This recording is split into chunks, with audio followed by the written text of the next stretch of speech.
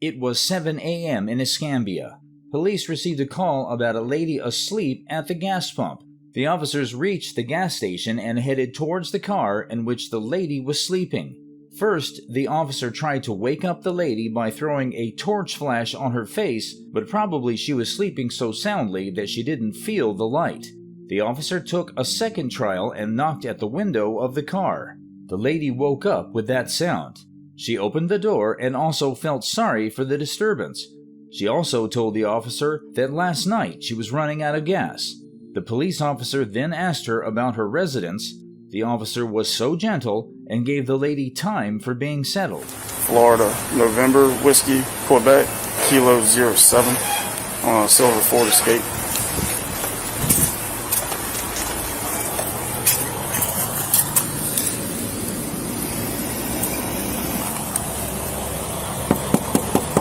Sheriff's Office.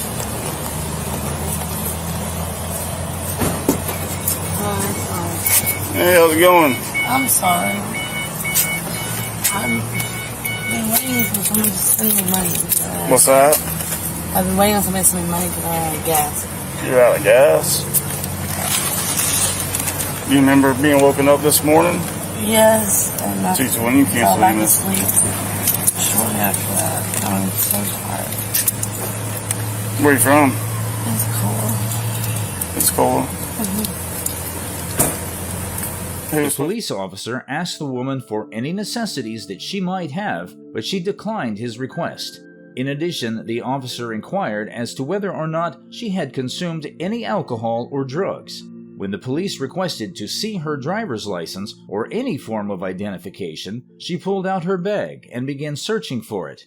In addition to guiding her in the right direction with the aid of a flashlight, the officer helped her locate it. He was supposed to be bringing you some gas money. Well, I'm supposed to be sending it on Cash App.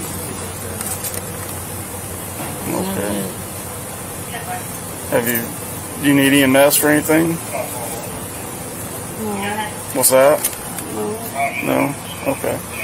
Have you drank anything, took anything that made you pass out? No, I just have been up for like 24 hours. Yeah. Do you have an ID with you?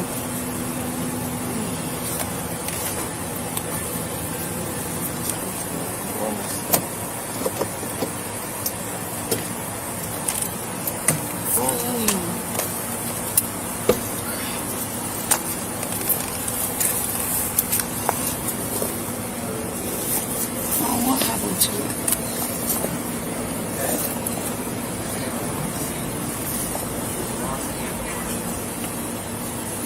When all of these things were going on, the officer saw a gun in her bag. He asked her about it, and she accepted honestly that yes, she had a gun. But she denied that she was not the owner at that moment. The officer was puzzled. He asked her what she actually meant. The lady told that the owner was sent to jail for a couple of days, but she didn't know the reason for his arrest. The officer again asked her for her ID. She again started searching in her bag. Is there a gun in this bag? No, there's no gun here. Okay. Alright, well, Park told me there's ammo, so I just want to make sure there wasn't a gun in the bag itself. The owner of the original owner of the vehicle hasn't. So you're not the registered owner? Not at the moment, no. What do you mean not at the moment? He went to jail a couple days ago. For what? I don't know, they had a warrant out of town. And said that basically he'll be gone in a while, so come in with the title load and everything and keep on to it because he'd rather. No, you can still look for your ID.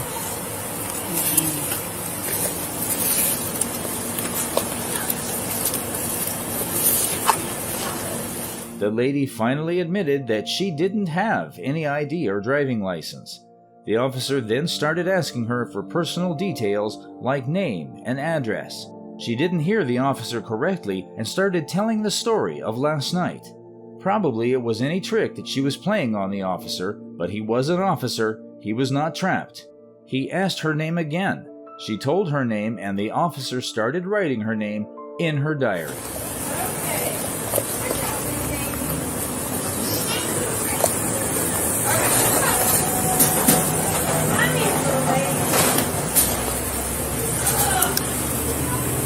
You mind if I look in there to look for your ID? Yeah, I'm on. Okay. So you don't have a ID, driver's license, nothing? I ID number, that helps. Okay. Ow. I saw you're sitting on a car. There's something underneath you. Would that be it? No, it's up underneath you.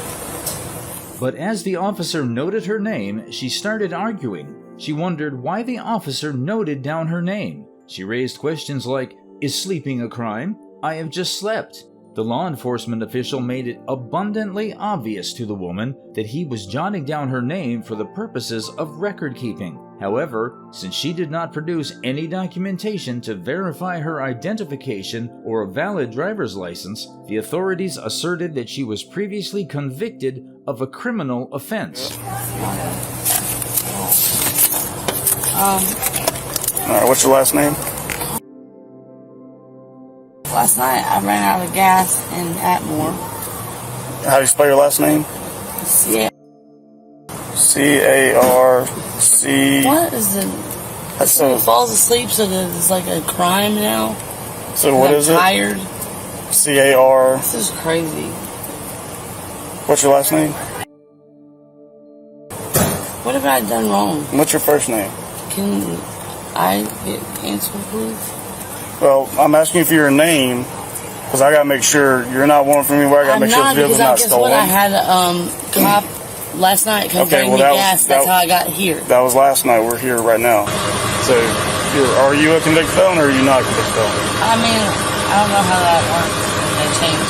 Have you ever been convicted of a felony? Have you been charged with a felony and convicted of a felony? Is that a felony, habitual driving license? What's that? Is that a felony, habitual driving? Well, it is a felony, but what matters is if you've been convicted of a felony. What does that matter? The officers ordered her to come out of the car and then handcuffed her. The lady was still in wonder why she was caught.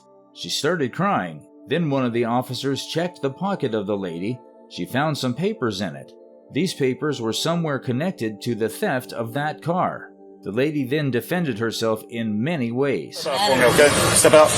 What do you mean? Step out of the car. Go and step out. Please talk to me. We are, but we need you to step out. It's not the extradited if you're talking about the Alberta. Nope. Come on. What happened? You said you were talking to me. Snatching me up. Now, ain't nobody snatched on you. Go ahead, put your hands behind your back for me. Just put your hands behind your back for me. No, sir.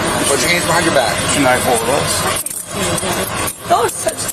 Oh, Jesus. Okay. No, y'all need to tell me now. No, he's going to talk to me first, and then we'll talk to you. I have rights too, you know. Yes, ma'am, we know. And we're not violating your rights. Yeah, you are. I'm sorry you feel that way. You cannot detain me without telling me anything. Yes, ma'am, we can. No, you can't.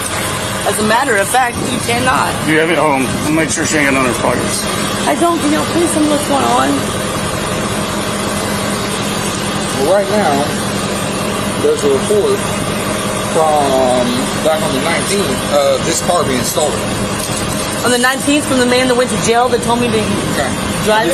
No, you cannot arrest me for this car. I was given this car. We're trying. You want to see my text messages? Just relax, okay?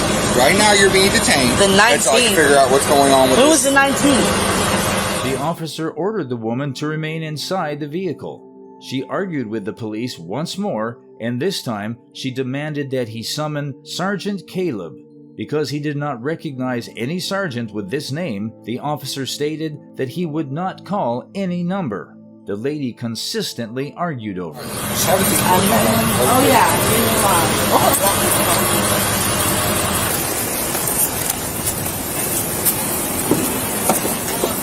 You need to call Sergeant Caleb, like right now. Sergeant who? Caleb! Who's Sergeant Caleb? Well, you'll know when you call the number. It's in my phone. I'm not calling anybody. You're supposed to. I'm supposed to tell you that.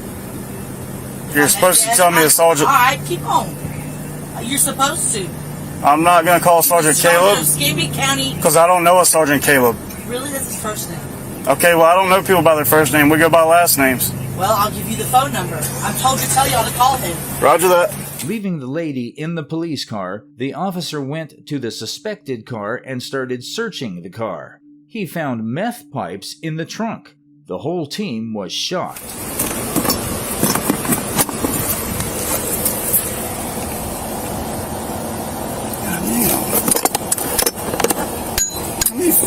fucking meth pipes can you find in one vehicle?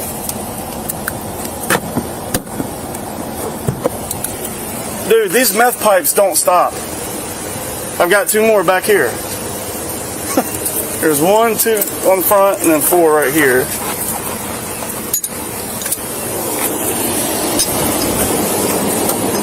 The officer started reading the formalities to remain silent and not resist.